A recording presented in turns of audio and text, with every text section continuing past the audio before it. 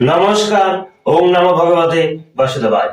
আমি রঞ্জন চক্রবর্তী, গ্রহ নক্ষত্র বার্তা চ্যানেলে আপনাদেরকে স্বাগত। মকর রাশি 2025। দর্শক বন্ধু, আর দুঃখ কষ্ট নয়, কারণ মকর রাশির মানুষদের আর সাড়ে সাথী থাকছে না, মুক্ত হয়ে যাবেন। কবে মুক্ত হচ্ছেন? 29 মার্চ 2025-এর পর থেকে আপনারা মুক্ত। সাড়ে সাথী থেকে, শনির সাড়ে সাথী থেকে মুক্ত। অনেক কষ্ট করতে হয়েছে, অনেক পরীক্ষা দিতে হয়েছে, ঝড় ঝাপটা, দুঃখ কষ্ট, যন্ত্রণা, শারীরিক সমস্যা, অর্থদণ্ড, কর্মচ্ছেদ, একাধিক সমস্যায় ভুগতে হয়েছে। দেবার আর নয়।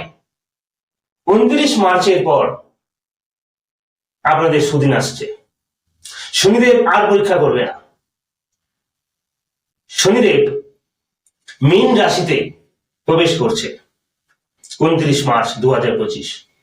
তবে এই শনিদেব কিন্তু, মানে শনি, স্যাটার্ন বক্রী হয়ে দ্বিতীয় আসবে, অর্থাৎ কুম্ভ রাশিতে আবার প্রবেশ করবে, আসবে আর কি, বক্রী হয়ে।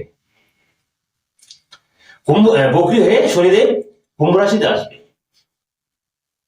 আবার কিন্তু মিনে যাবে। মানে এক কথায় শনিদেব কুম্ভ রাশি থেকে 29 মার্চ মিনে প্রবেশ করবেন, আবার বক্রী হয়ে কুম্ভে আসবে, তারপর নভেম্বরে গিয়ে মিনে ফিক্সড হবে। তাতেও সমস্যা নেই, একটু সমস্যা হয়তো সামান্য একটু, যখন বক্রী হয়ে আবার কুম্ভে আসবে একটু সামান্য সমস্যা হতে পারে, কিন্তু মুক্ত। সাড়ে সাথীর আর এফেক্ট পড়বে না আপনাদের মধ্যে। তৈরি হয়ে যান এবারে সুদিন। দর্শক বন্ধু, এই বছর 4টি গ্রহ ট্রানজিট হচ্ছে, অর্থাৎ রাশি সঞ্চার করছে, রাশি পরিবর্তন করছে। আমি এর আগের অনেক ভিডিওতেই বলেছি, তো আবার বলছি, কোন কোন 4টি গ্রহ রাশি পরিবর্তন করছে। অবশ্যই শনিদেব তো আছেই, বৃহস্পতি, রাহু এবং কেতু। তো বৃহস্পতি এই মুহূর্তে বৃষ রাশিতে আছে, বক্রী অবস্থায় রয়েছে। মকর রাশির সাপেক্ষে পঞ্চমে আছে, কিন্তু ষষ্ঠে যাবে। পঞ্চম থেকে ষষ্ঠ খারাপ দর্শক বন্ধু, কিন্তু হলে হবে কি, এই বৃহস্পতি ষষ্ঠে গিয়ে কোথায় কোথায় দৃষ্টি দেবে জানেন? দশম এবং দ্বিতীয়, মানে বলতে চাচ্ছি বৃহস্পতি মিথুন রাশিতে গিয়ে পঞ্চম দৃষ্টি ফেলবে মকর রাশির দশম ভাবে, পঞ্চম দৃষ্টি। সপ্তম দৃষ্টি দ্বাদশ হলেও নবম দৃষ্টি ধনস্থান, অর্থাৎ দ্বিতীয়। তাহলে বুঝুন, দুটো দৃষ্টি সাকসেসের জায়গায়, দ্বিতীয় এবং দশম। তাহলে বুঝুন ষষ্ঠে গেলে হবে কি হবে, মানে ষষ্ঠে গেলে কি হবে, এই যে দৃষ্টি দুটো দিচ্ছে পুরো সাকসেসের জায়গা। মে মাসের পর আপনাদের আরো উন্নতি, বৃহস্পতি রেজাল্ট দেবে। মে মাস থেকেই বৃহস্পতি রেজাল্ট দেবে, মনে রাখবেন। আবার রাহু মকর রাশির সাপেক্ষে তৃতীয় রয়েছে, মিনে রয়েছে। তো এই রাহু ধনস্থানে আসবে, কেতু অষ্টমে যাবে।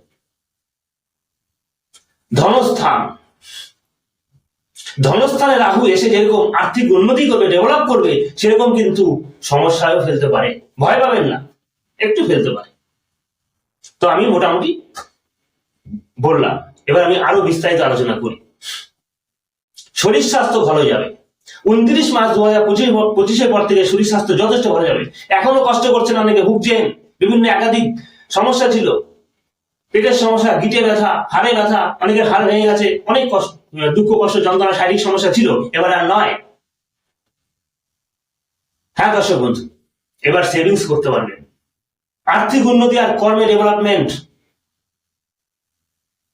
তবে একটু সংযত ভাবে কথা বলতে হবে, সংযত ভাবে কথা বলবেন। অনেক সময় বাক্য, মানে বিভাষা বেরিয়ে যেতে পারে, বাক্য সংযত রাখতে পারবেন না, একটু সাবধান। মনে রাখবেন, এডুকেশনের জায়গাটা খারাপ, পড়াশোনার জায়গাটা একটু খারাপ আছে। জুলাই পরে ভালো হবে দর্শক বন্ধু। মকর রাশির মানুষদের কথা বলছি। মকর রাশির জাতিকাদের মধ্যে তোমরা যারা ছাত্রছাত্রী আছো, তোমাদের কিন্তু শিক্ষা জায়গাটা একটু ডিস্টার্ব দেবে, শিক্ষা উচ্চ শিক্ষায়। জুলাই পরে ভালো হবে, অবশ্যই ভালো হবে। যে যে সাবজেক্ট নিয়ে পড়ুক না কেন, বা মানে বলতে চাচ্ছি যে যে বিষয় নিয়ে পড়ুক না কেন, পড়ো না কেন, উন্নতি রয়েছে। পড়াশোনার ব্যাপারে যদি বিদেশে যেতে চাও সুযোগ আসবে, কিন্তু জুলাই পরে যাবে। জুলাই মাসের পর, মানে জুলাই মাসের মাঝামাঝির পর থেকে কিন্তু যাওয়া যেতে পারে। যারা টেকনিক্যাল নিয়ে পড়ছো, বায়োসায়েন্স নিয়ে পড়ছো, অর্থনীতি, বিভিন্ন বিষয় নিয়ে যারা পড়ছো, উন্নতি রয়েছে, কিন্তু জুলাই পরে ভালো হবে। এই মুহূর্তে একটু খারাপ। রিসার্চ ওরিয়েন্টেড এর জন্য যারা বিদেশ যেতে যাচ্ছ, আবার বলছি জুলাই পরে যাবে, ভালো হবে।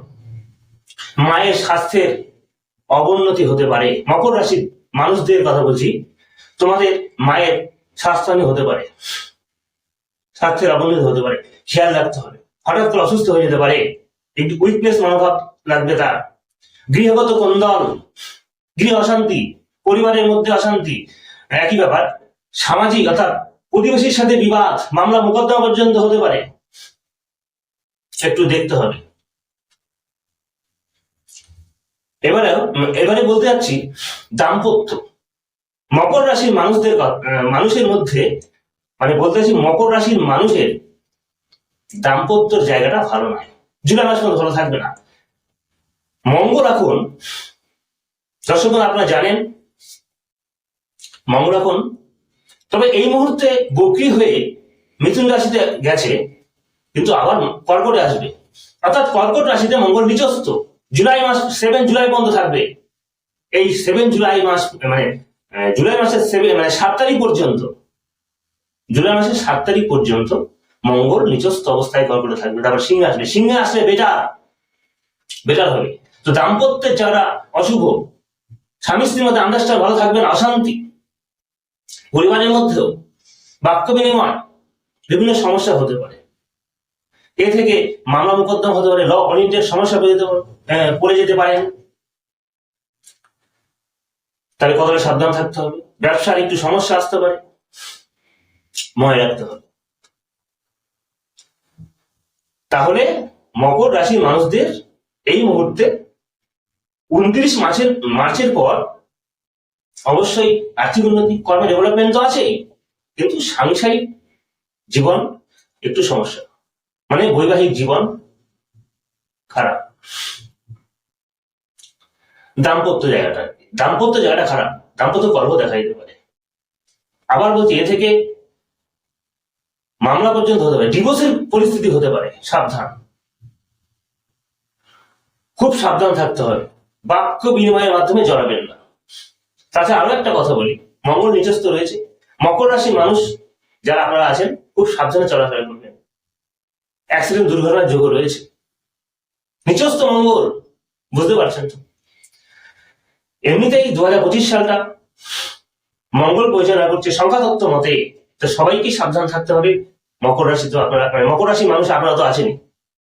তাহলে দাম্পত্য জায়গাটা একটু খারাপ, ব্যবসায় একটু সমস্যা আসতে পারে, জাস্ট জুলাই মাস পর্যন্ত, পরে ঠিক হয়ে যাবে, মনে রাখবে।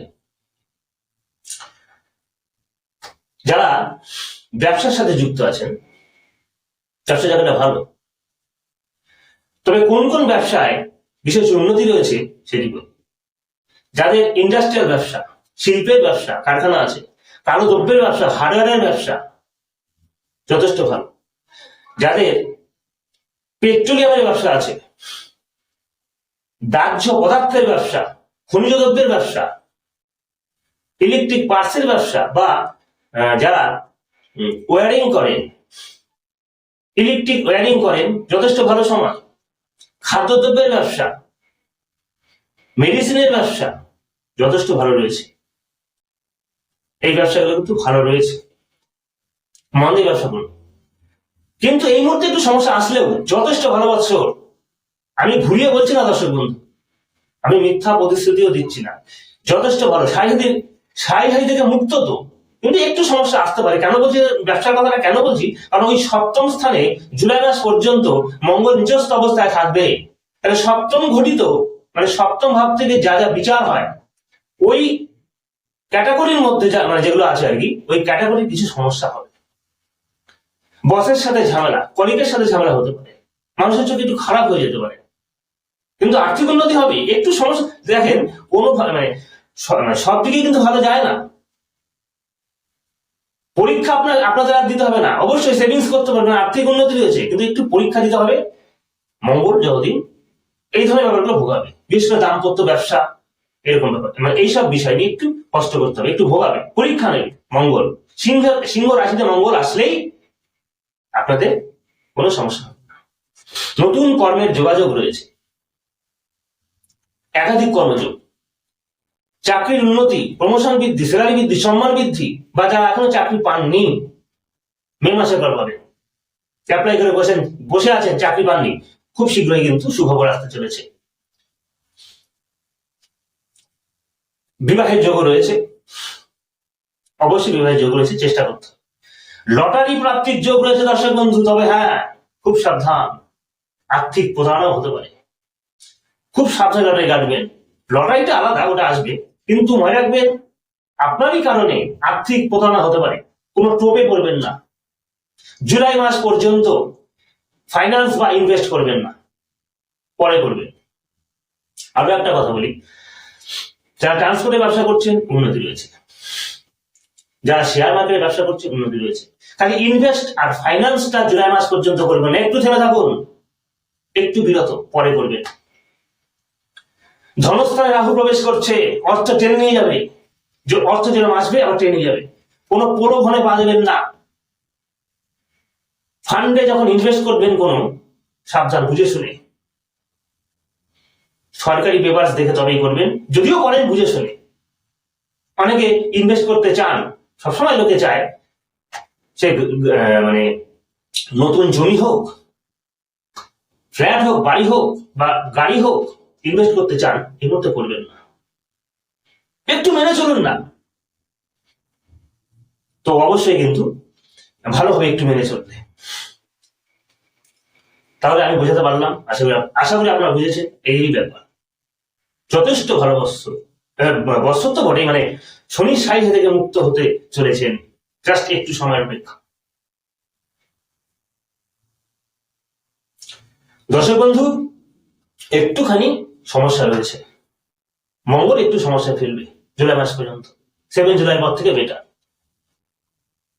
তো বিভিন্ন বিষয় নিয়ে কিন্তু আমি আলোচনা করলাম, আপনারা বুঝেছেন। আবার বলছি, অবশ্যই আপনারা বুঝেছেন। এই 2025 সালটা আপনাদের হতে পারে, হতে চলেছে, যাতে একটু সাবধানে চলতে হবে। বলতে কি, মানে আমাদের পরামর্শগুলো শুনে চলতে হবে, একই ব্যাপার, মানে আমাদের পরামর্শগুলো শুনে চলতে হবে, তাহলে সমস্যা আসবে না, আর শনির সাহিত্যিক থাকছে না। তো দর্শক বন্ধু, আবার বলছি, 2025 সাল আপনাদের ভালো কাটুক, আমিও চাই, ঈশ্বরের কাছে বলি, অবশ্যই আপনাদের ভালো কাটবে। তো ভিডিওটি ভালো লাগলে দর্শক বন্ধু অবশ্যই লাইক করবেন, কমেন্ট করবেন এবং সাবস্ক্রাইব করে সঙ্গে থাকবেন, আর পাশে থাকা অল বেল আইকন বেলটি বাজিয়ে দেবেন, একটু টাচ করবেন। নতুনদের বলছি, আর যারা আমার সঙ্গে আছেন তো আছেন। আমি বিভিন্ন সাবজেক্ট নিয়ে ভিডিও করি, আপনারা জানেন, শুধু বাৎসরিক রাশিফলই নয়, বিভিন্ন সাবজেক্ট নিয়ে, আপনাদের ভালো লাগবে, তাই নতুনরা অবশ্যই সাবস্ক্রাইব করবেন। পাশাপাশি এটিও বলবো, যে কোনো সমস্যার জন্য আপনারা কিন্তু আমার সঙ্গে যোগাযোগ করতে পারেন। ভিডিও নিচে এবং ডেসক্রিপশনে আমার মোবাইল নম্বর দেওয়া আছে, ফোন করে আসবেন। তাছাড়া আমি অনলাইনেও কনসাল্ট করি, মানে বিচার করি, প্রয়োজনে যোগাযোগ করতেই পারেন। আজ এই পর্যন্ত, সবাই ভালো থাকবেন, নমস্কার।